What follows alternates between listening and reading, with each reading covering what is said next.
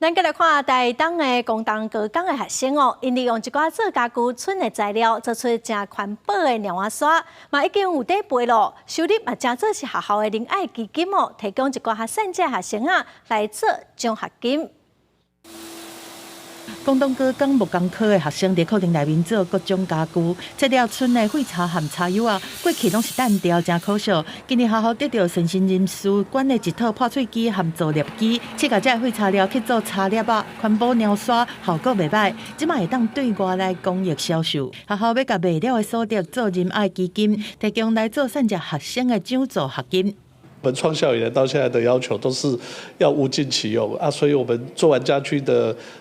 剩料，我们就把它做成文创啊，在下一集的剩料，我们就把它做成猫砂。学校即摆嘛试验成功，甲学校内面挂起来的草啊，含扫起来的叶啊，拍打了含茶油啊染做伙，做茶粒啊尿刷，都会当替学校省开销。我们学校的一些树草，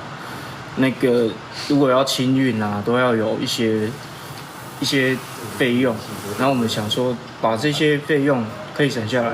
广东高工以做茶的家具真有名，但是学校的经费有限，木工科的学生使用的木材原料，大部分拢是林宝树赞助的。为着让学生知影安怎爱惜物件，全领学生利用废弃物来开发茶粒啊尿刷，互管的物资发挥上大效益。记者综合报道。